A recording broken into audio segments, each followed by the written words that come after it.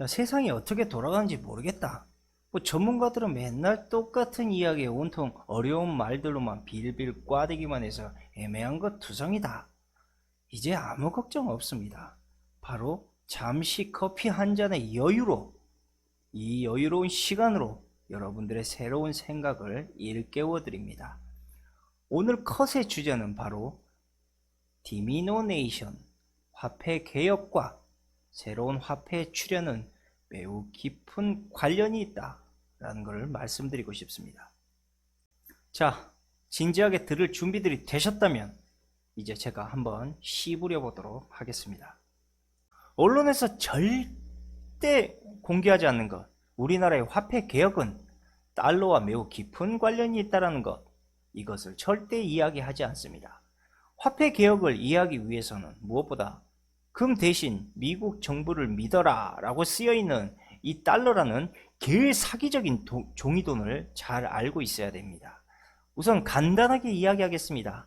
만약 달러가 붕괴되면 화폐 공황이 옵니다. 그에 따라서 당연히 경제 공황의 현상이 일어나면 물론이고 달러의 폭락으로 금값은 미친 듯이 오르게 되어 있습니다.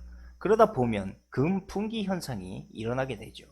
사람들은 당연히 금을 가지고 있으려고 하고 화폐의 가치 하락은 결국 금의 신용도를 급상승시켜주고 사람들은 더욱 장롱 깊은 곳에 금을 짱박아두려 할 것입니다. 그래서 과거처럼 산출량이 많은 은본위 제도를 통해 화폐를 더 많이 찍어내보자라는 이러한 목소리도 나오고 있는 실정입니다. 어쨌든 경제라는 것은 디플레이션과 인플레이션, 즉 경기 침체와 경기 부흥기를 항상 주기적으로 오르락 내리락 하면서 경제가 성장하게 되어 있는 그러한 구조입니다. 이러한 현상에서 반드시 발생하는 것이 바로 화폐의 이자입니다. 문제는 화폐를 찍어낼 때 화폐 이자분까지 생각해서 화폐를 찍어내지 않는다라는 것입니다. 즉 돈을 벌기 위해서 필요한 것이 반드시 새로운 화폐가 있어야만 한다는 것이죠. 만약 화폐의 이자를 갚을 수 있는 여분의 돈을 찍어서, 자, 이건 빚이죠. 자, 빚을 갚을 수 있는 돈을 뿌리지 않는다면 경제는 그 즉시 자금 경색에 허덕이게 되고 말 그대로 그냥 아작이라는 것입니다. 그렇다면 반대로 이자를 갚을 수 있는 돈을 막 뿌려대기 시작한다면 경제는 이 이자를 갚을, 빚을 갚을 힘을 빌어 성장을 하게 되는 것입니다.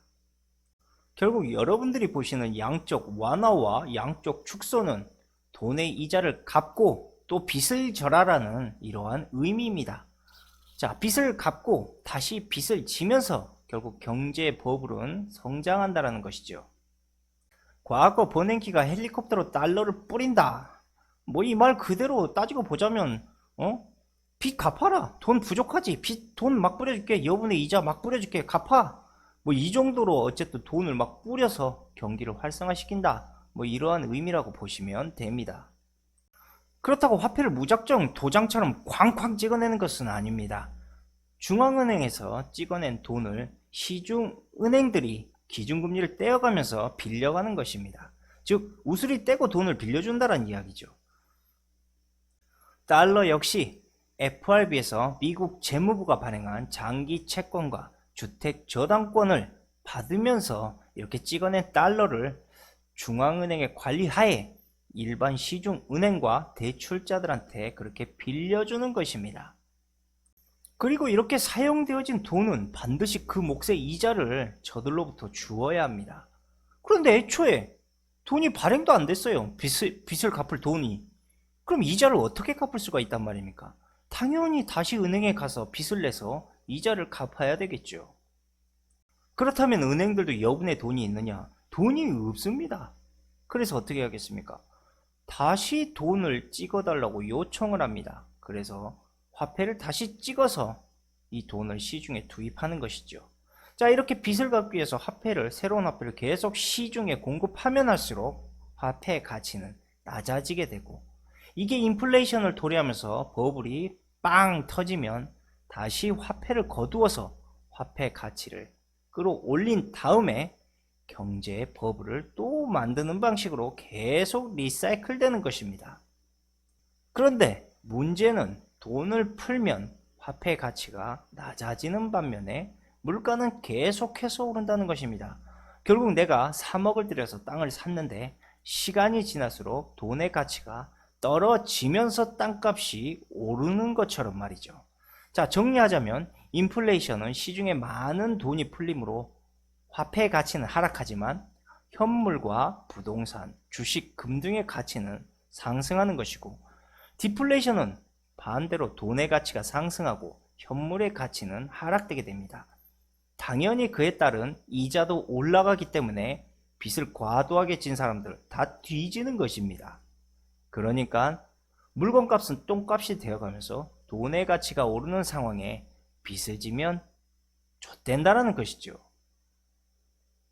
하지만 현물의 가격이 아무리 똥값이 되어간다 하더라도 장기적인 측면에서는 물가는 상승하고 있습니다.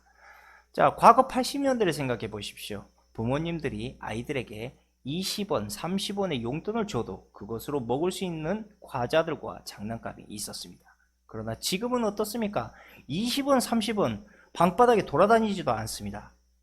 요즘 10원짜리 보기도 힘들어요. 거지들도 10원짜리 안 받습니다, 여러분. 그러니 경제가 아무리 인플레이션과 디플레이션의 리사이클을 거듭해서 버블을 안정시키려고 지랄 연병을 해도 결국 경제는 멈추지 않은 생명체처럼 계속해서 성장할 수밖에 없는 구조로 되어 있다는 겁니다.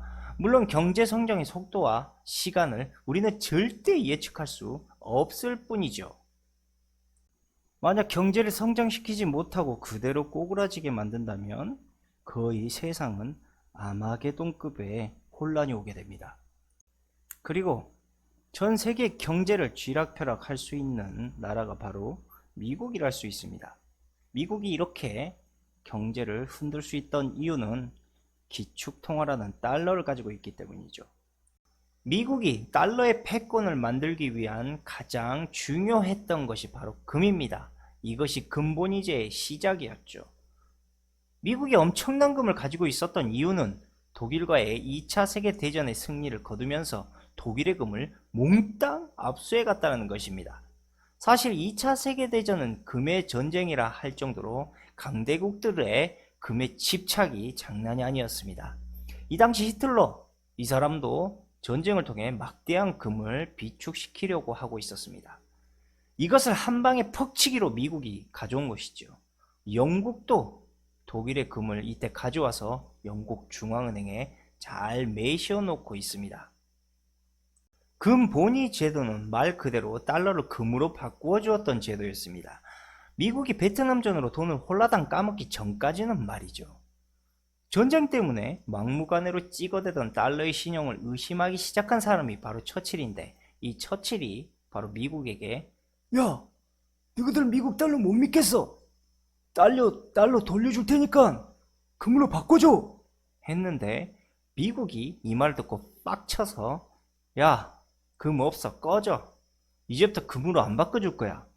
이렇게 이야기하면서 시작한 것이 바로 금과 달러가 연동되지 않은 미국 정부를 믿으세요라는 달러를 미국이 발행하기 시작한 겁니다. 각국의 나라들은 미국의 금 태안제가 존재했을 때부터 미국이 금을 풀면서 발행한 달러로 경제를 움직여왔기 때문에 달러의 모든 시스템이 최적화되어 있던 겁니다. 그리고 미국은 이때 딜을 합니다.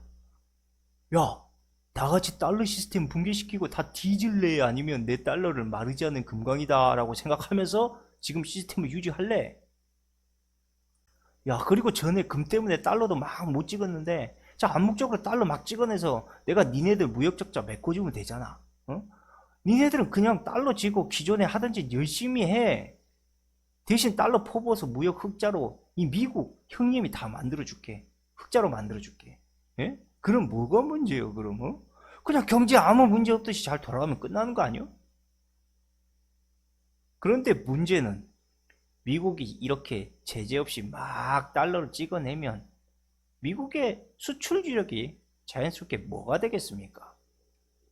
그렇습니다. 바로 달러죠. 돈을 막 찍어서 수출하는 거죠. 물건을 생산할 필요도 없습니다. 그냥 달러 팔면 그만이죠. 그래서 미국 최대 수출품은 다름 아닌 달러가 되기 시작합니다. 하지만 다시 말씀드리지만 경제 성장의 무분별한 달러의 발행은 화폐 가치를 심각하게 하락시킬 수 있다는 겁니다. 그래서 달러를 사용하는 국가들은 다시 한번 고민하게 됩니다. 야, 어떡하면 좋냐? 미국 니네 달러 개똥돼 가는 것 같은데 이 개 같은 거 돈으로 쓸 수 있겠냐? 이 종이 쪼가리? 미국이 이렇게 이야기합니다. 야, 잘 들어봐. 달러가 지금 세계에 미친 듯이 불어나고 있잖아. 인정하지? 인정? 달러의 가치를 보존하는 방법은 단 하나밖에 없어. 그것이 뭔지 아냐? 바로 우리 미국이 우리의 채권을 너희들한테 줄 테니까 니네들이 가지고 있는 외환보유고 달러를 다시 우리한테 보내줘. 그럼 땡큐지? 어차피 물 교환되는 거지? 채권과 달러가? 오케이? 근데 채권을 달러로 바꿔갈 생각하지 마라. 다 뒤질 테니까. 알았어? 이 호러 새끼들아. 왜? 우리 미국 채권 안 받을게요? 그럼 다 같이 경제 무너지고 다 뒤지든가. 예? 그래서 각국의 나라들은 외환 보유고를 늘리기 시작합니다. 이렇게 해서라도 넘쳐나는 미국의 달러가 폭락되는 것을 막기 위해서죠. 자, 외환 보유는 즉 미국의 빚을 말하는 것입니다. 달러가 폭락되는 것도 막고 미국의 붕괴가 되는 것도 막는 역할을 하는 것입니다.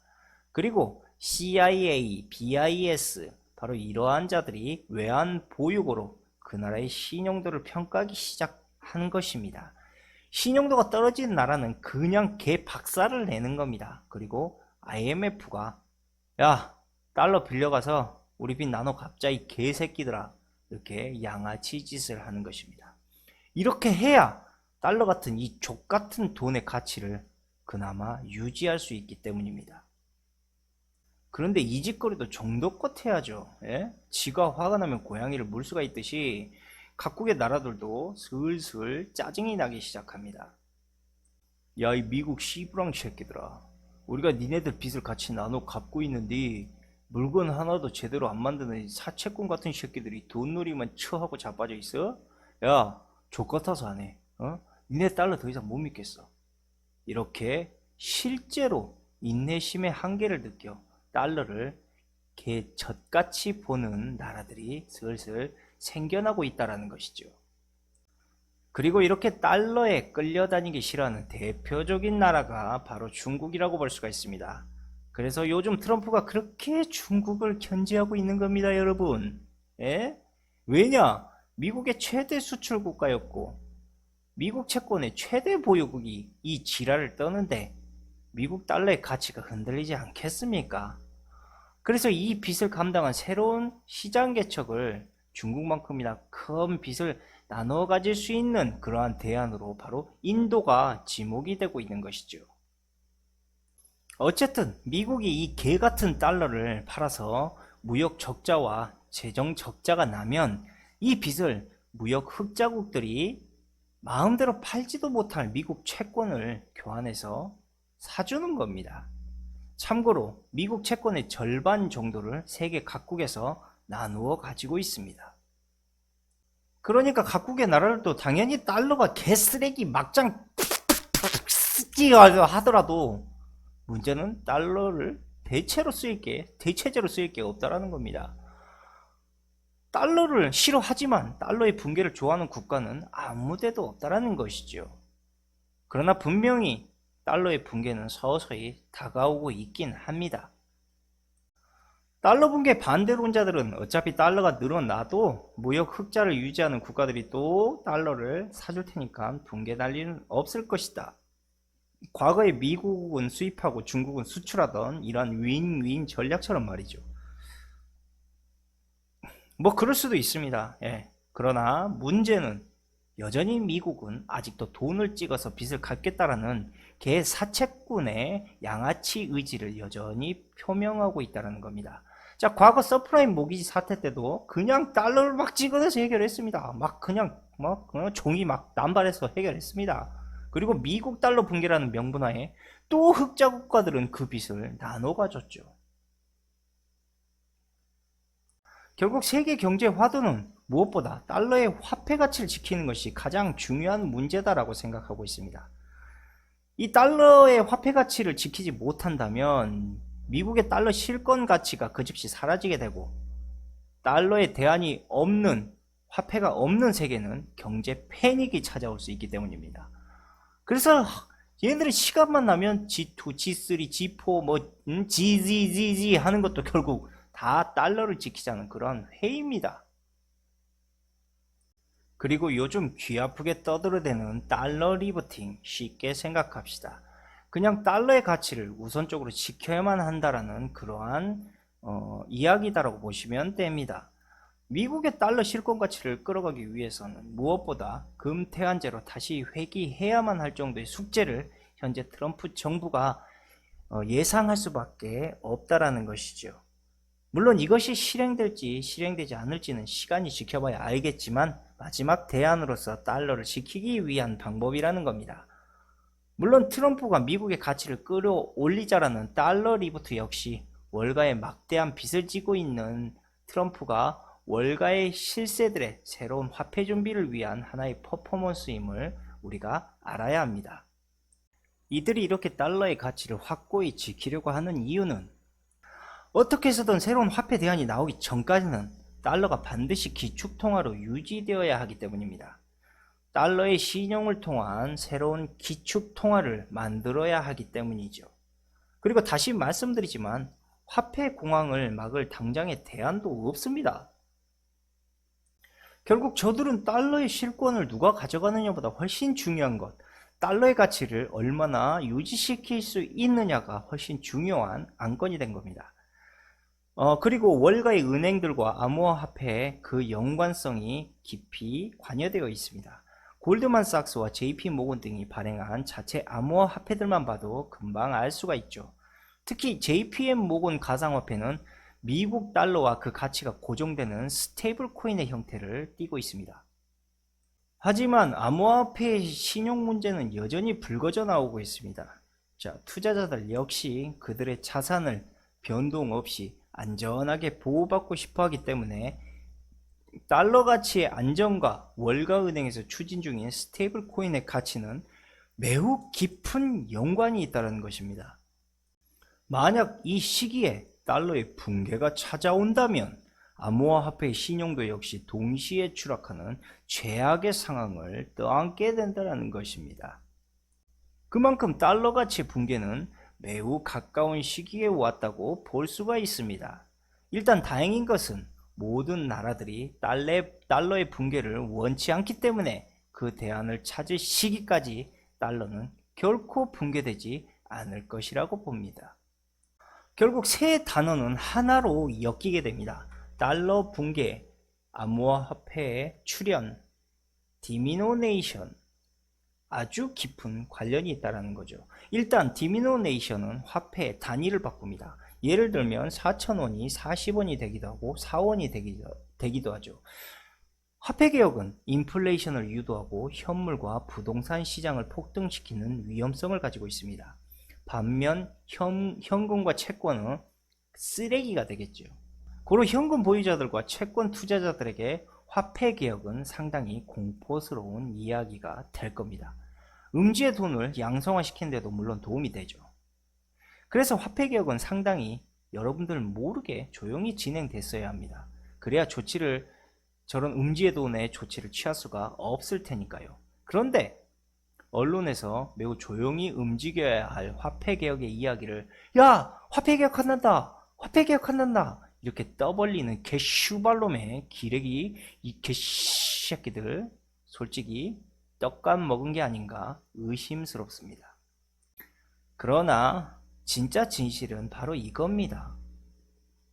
과거의 화폐개혁은 전문가들이 말하는 것처럼 경제를 활성화하기 위해서 추진을 했다면 지금 일어나고 있는 화폐개혁은요, 바로 현금 결제 중심 체제를 바로 신용결제와 디지털 결제 시스템으로 전환하기 위해서 화폐개혁을 추진하고 있는 경우가 많다는 것입니다. 자, 인도의 모디 총리도 화폐개혁 이후에 뭐라고 이야기했냐면 우리의 목표는 현금이 필요 없는 사회로 가는 것입니다. 이렇게 선포를 했고요. 그 다음에 디지털 확대에 총력을 다할 것이다 라고 모디 총리가 직접 이야기하고 있습니다.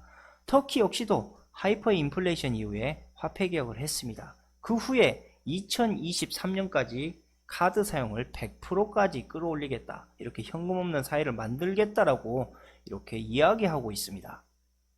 자, 그 밖에 과거 방송에도 말씀드렸지만 모잠비크, 짐바브웨이, 베네수엘라 등등 화폐 개혁으로 경제난에 시달리는 국가들이 하나둘씩 암호화폐를 그 대안으로 내세우고 있습니다. 자, 결국 이건 역시도 현금 없는 사회로 가는 하나의 과정이죠. 자, 이렇게 경제를 개박살 내가지고 암호화폐를 그 대안으로 만들어내고 있는 것 절대 우연이 아니다라고 말씀드리고, 화폐개혁 역시도 현금 없는 사회로 가는 하나의 과정이라고 보시면 됩니다.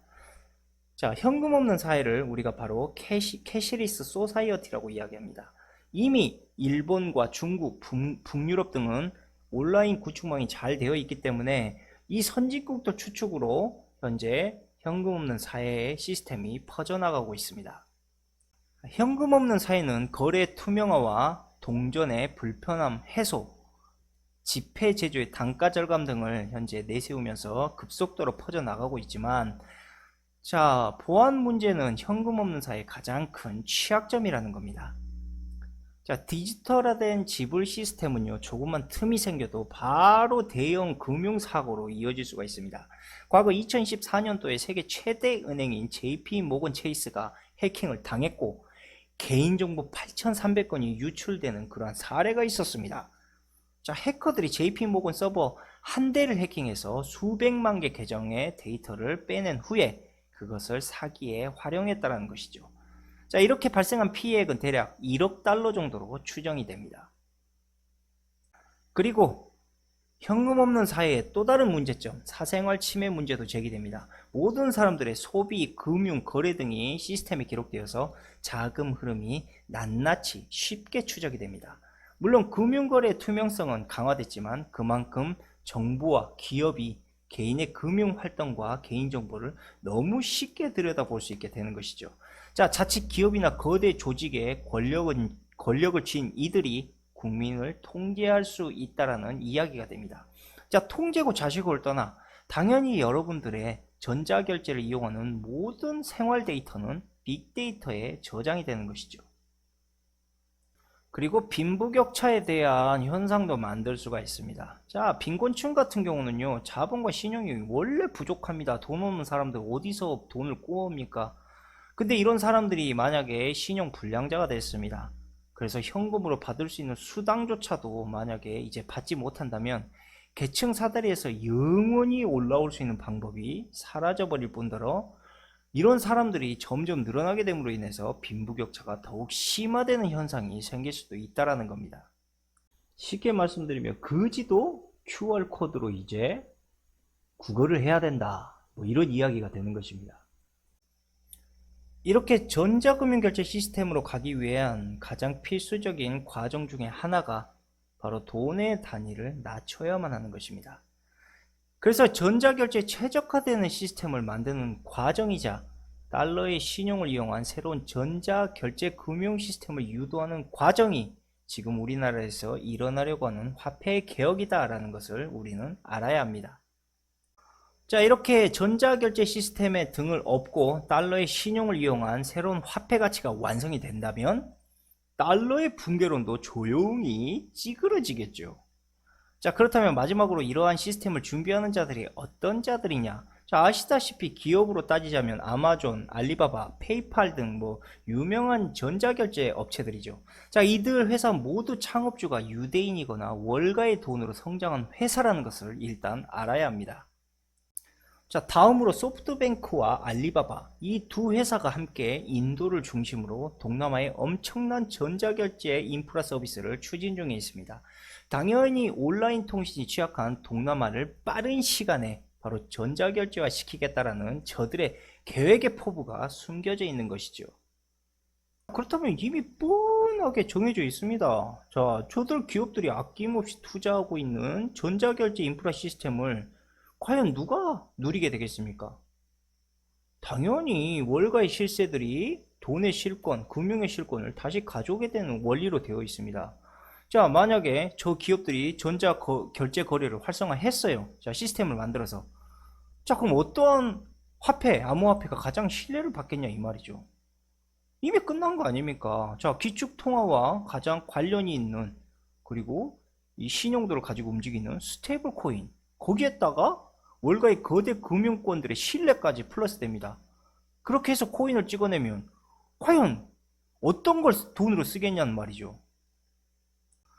여러분들, 새로운 화폐 출현은 반드시 일단 예견된 것입니다. 그러나 제법 많은 시간이 걸릴 거라고 저는 생각을 합니다. 왜냐? 전자결제 금융 인프라가 먼저 완벽히 구축이 돼야 되기 때문이죠. 그리고 여러분들은 화폐 개혁을 통한 단위 변화로 지금처럼 쓰고 있는 돈이 자연스럽게 전자화폐로 넘어가는 것도 모른 채 사용하게 될 것이고 말이죠. 마치 우리가 카드를 사용하듯이 자연스럽게 그렇게 말입니다. 결국 어떠한 화폐 선택으로 인해서 새로운 화폐가 출현할지 아직은 아무도 예견할 수 없지만 중요한 건 저 달러를 엮어서 화폐 출현이 분명히 등장하게 될 것이다 라는 것을 여러분들은 잘 기억하고 계셔야 됩니다. 자, 오늘의 이야기는 여기까지 마치고 결론을 말씀드리겠습니다.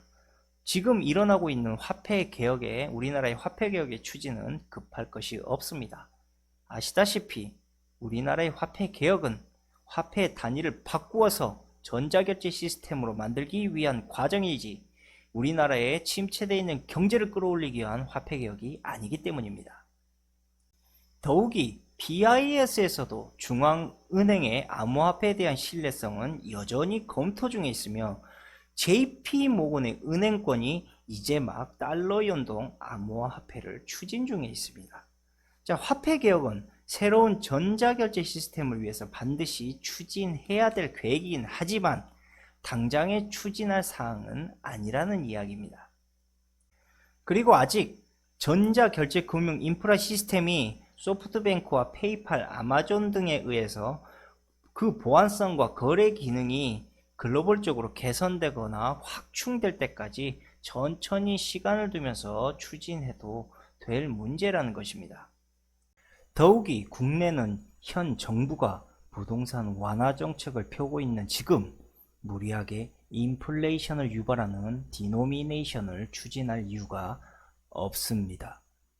고로 화폐개혁은 적어도 현 정부에서는 추진되지 않을 것이다 라고 저는 생각을 하면서 오늘 방송은 여기에서 마치도록 하겠습니다. 감사합니다.